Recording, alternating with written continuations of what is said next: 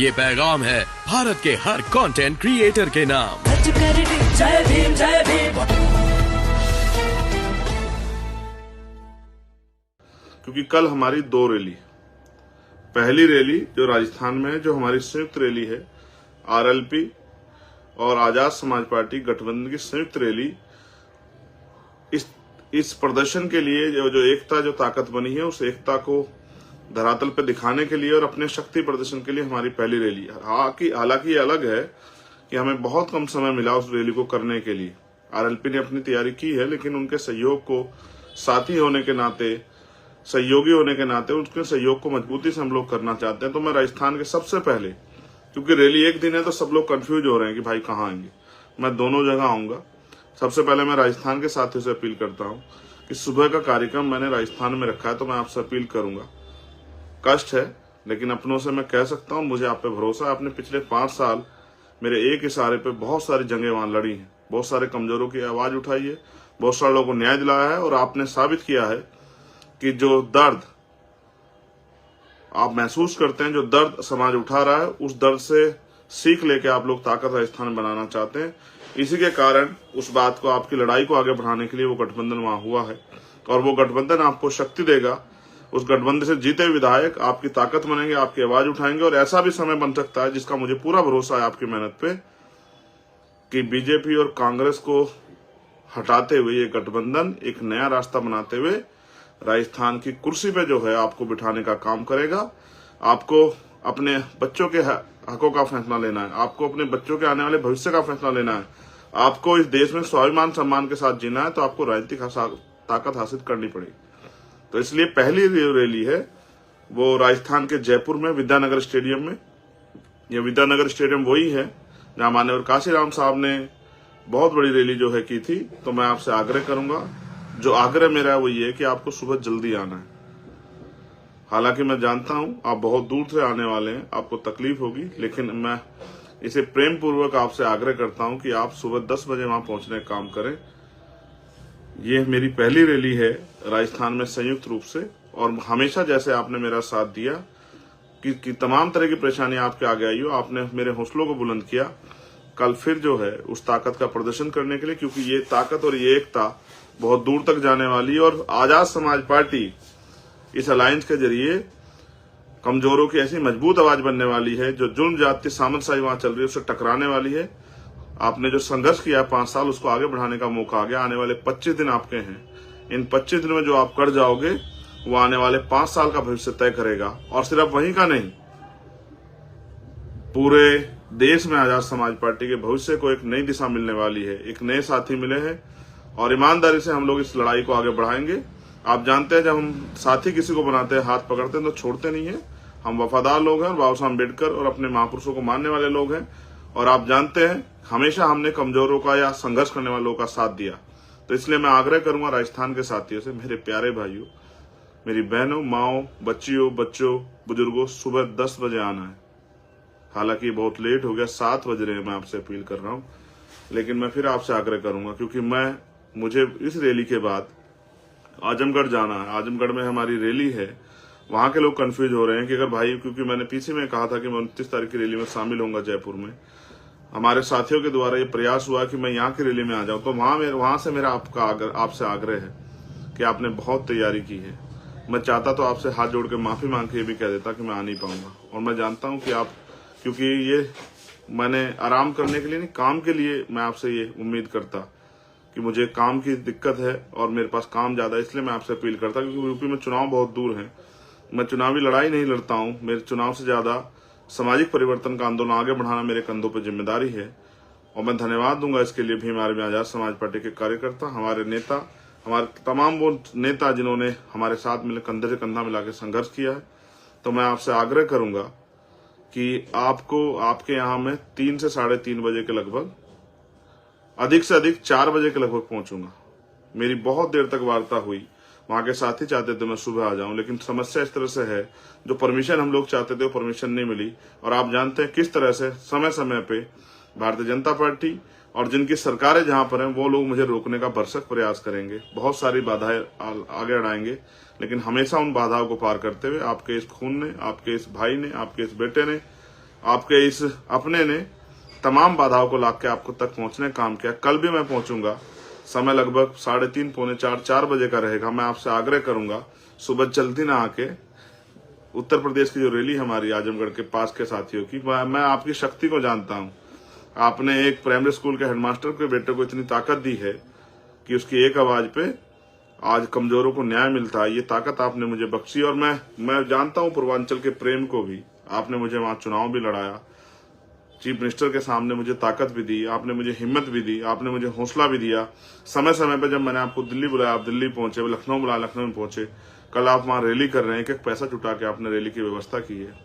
मैं आपके प्यार आपकी हिम्मत की कदर करता हूं, उत्तर प्रदेश के सभी हमारे सम्मानित नेताओं की। लेकिन मेरा आग्रह है कि कल आपके यहाँ रैली शाम के समय है, आप थोड़ा सा चाहे सुबह थोड़ा देर से आइए, राजस्थान के लोग सुबह जल्दी आइए और आप थोड़ा देर से आइए, क्योंकि आपके यहाँ मैं 3:30-4 बजे पहुंचूंगा और पहुंचूंगा जरूर, ये मेरा आपसे वादा है। अगर मेरे शरीर में लहू का आखिरी कतरा रहा, मैं सलामत रहा, तो मैं आपके बीच जरूर पहुंचूंगा और अपनी बात रखूंगा। मुझे उत्तर प्रदेश से बहुत उम्मीदें हैं और उत्तर प्रदेश जो अन्याय हो रहा है, मैंने कल ही एक अन्याय देखा और मैंने आज सुबह उसको उठते ही, मैं रात सो नहीं पाया, सुबह उठते ही मैंने उसको ट्वीट किया किस तरह से इंदर शेखर को, बस चंद्रशेखर नहीं है इंदर शेखर है, इंदर शेखर को मारकर लटकाया गया और पुलिस को फोन करके बताया गया कि मार के लटका दिया, लाश ले जाओ। इस तरह का अन्याय मैंने कई बार सरकार से कहा। मुझे आशा थी कि मुख्यमंत्री जाएंगे, जैसे आप दुबे जी के परिवार से मिलने गए थे, आप इंदर शेखर के परिवार से मिलेंगे। कल हम वहां से फिर सरकार से सवाल पूछेंगे कि क्यों जो है उत्तर प्रदेश में दलित, पिछड़े, आदिवासी, किसान का मेरे, मुसलमानों की, जैन, सिख, बौद्ध, ईसाइयों की जो है जिस तरह के साथ उनके साथ अन्याय किया जा रहा है, जुल्म ज्यादती की जा रही है, उनकी हत्याएं की जा रही है, रेप और तमाम तरह की मुसीबतें जो है महिलाओं पे डाली जा रही हैं, हमारे यशस्वी मुख्यमंत्री क्या कर रहे हैं। इसलिए मैं आपसे आग्रह करूंगा, मैं दोबारा पुनः इस बात को दोहराता हूं, मेरा पहला जो आग्रह है वो राजस्थान के साथियों से है कि आपको सुबह 10 से 10:30 बजे करीब हर हालत में पहुंचना है, सुबह जल्दी उठना है और अपनी रुकी सुखी खाकर और कुछ साथ लेकर विद्याधर स्टेडियम में पहुंचना है, हमारी एकता को बल देने के लिए, बताने के लिए कि जब हम हाथ पकड़ते हैं तो जब तक कोई दूसरा न छुड़ाए तब तक छोड़ते नहीं, और जब साथ देते हैं तो उस हद तक देते हैं कि हम अपनी वफादारी साबित करते हैं। तो कल आपसे मैं मिलूंगा जयपुर में सुबह और उसके बाद मैं पहुंचूंगा 4 बजे अपनी दूसरी रैली में। 2 स्टेट हैं, बहुत दूरी है, बहुत प्रयास किया कि जल्दी पहुंच जाऊं, तमाम तरह के तरीके ढूंढे, लेकिन आप जानते हैं आपके भाई को रोकने के लिए बड़ी कटीली जो है तारे लगाई गई हैं सरकार द्वारा, कोई परमिशन नहीं दी गई, तमाम तरह की रिक्वेस्ट करने के बाद। और मैं समझता हूं, मैं इन सब चीज सीख लेता हूं, हम इतनी ताकत हासिल करेंगे कि कोई मुसीबत हमारे रास्ते में ना आ पाए। मेरे पीछे जिन रहबरों की फोटो है, राष्ट्रपिता ज्योतिबा फूले, माननीय दीना भाना वाल्मीकि साहब, माननीय काशीराम साहब, ये वो महापुरुष हैं जिन्होंने अपना जीवन, और मेरे राइट साइड में एक फोटो लगी है जो हमारे नेता माननीय राष्ट्रीय अध्यक्ष भीम आर्मी विनय रतन सिंह जी की है। मैं तमाम अपने साथियों से अपील करता हूं कि ये जो महापुरुष हमारे पीछे जिनकी फोटो लगे, इन्होंने अपना एक एक पल, अपने जीवन का एक एक समय इसलिए निछावर किया कि हम इस देश में स्वाभिमान सम्मान का जीवन जी सके। और आपने हमेशा मेरा साथ देके आज आपने एक अपने नौजवान भाई को इतनी ताकत दी कि राजस्थान में वो एक बहुत बड़ा चैलेंज उठाकर आगे बढ़ने के लिए तैयार है। मैं आपसे बहुत सारी बातें रैलियों के माध्यम से रखूंगा, मेरे दिल में बहुत पीड़ा है और मैं आपको बहुत बातें कहना चाहता हूं। जब मैं यूपी की रैली में आऊंगा आजमगढ़ के साथियों से, आजमगढ़ बहुत मजबूत धरती है बहुजन समाज के लिए, वहां बहुजन समाज की बहुत बड़ी ताकत है, हिस्सेदारी है। उत्तर प्रदेश में भले ही बहुजन समाज अन्याय सह रहा हो, लेकिन वो बहुत बड़ी ताकत में रहता है, तो मैं वहां भी आके अपनी बात रखूं। मैं आपसे अपील करता हूं कि आप भी वहां ज्यादा से ज्यादा संख्या में पहुंचे, और मैं यहाँ के साथियों से भी अपील करता हूं, जिस तरह से आप हमेशा मेरी एक आवाज पे खड़े रहे, आपने मुझे ताकत दी, हिम्मत दी, और आपने एहसास कराया कि अगर कोई ईमानदार से लड़ता है तो उसके साथ देने वाले बहुत सारे लोग हैं, उसके कंधे मजबूत करने वाले बहुत सारे लोग हैं। ऐसे ही हमेशा इस लड़ाई को जारी रखिए, मेरे साथ भी, और अगर मैं ना भी रहूं तो भी इस लड़ाई को जारी रखिए, क्योंकि लड़ाई चलती रहनी चाहिए। ये लड़ाई परिवर्तन एक सतत प्रक्रिया है। ये एक लक्ष्य, जब तक हम लक्ष्य तक ना पहुंच जाएं तब तक हमें इस लड़ाई को लड़ते रहना। मेरे जैसे बहुत सारे लोग जो आज अपने घर को छोड़ के इस आंदोलन को आगे बढ़ा रहे हैं, मैं उन सब साथियों का धन्यवाद देता हूं। और आपसे आज क्योंकि भगवान वाल्मीकि जयंती भी है, भगवान वाल्मीकि जयंती की आप सभी को हार्दिक बधाई। मैं आपसे उम्मीद करूंगा कि कल आप सुबह मुझे जयपुर में जरूर मिलेंगे अपने झंडे डंडे के साथ, और शाम के समय आप मुझको आजमगढ़ की जो हमारी रैली है उसमें मिलेंगे अपने झंडे डंडे के साथ। एक जोरदार नारे के साथ मैं आपसे अलविदा कर लेता हूं, और मुझे उम्मीद है हमेशा की तरह मेरे नौजवान साथी, मेरी माएँ बहनें, मेरे बुजुर्ग और इस आंदोलन से प्यार करने वाले लोग कल भी अपनी शक्ति का एहसास दोनों जगह कराएंगे और दोनों जगह मेरा इंतजार करेंगे। जय भीम, जय भारत, जय मंडल, जय जोहार, जय संविधान। आप सभी के लिए मंगल कामनाएं। कल फिर आपसे मुलाकात होगी, पहले जयपुर में और उसके तत्काल बाद आजमगढ़ में। बहुत बहुत धन्यवाद। मैं आग्रह करूंगा अपने साथियों से, यही हमारा मीडिया है, इसी छोटे छोटे साधनों से हमें बड़े बड़े लक्ष्य प्राप्त करने हैं।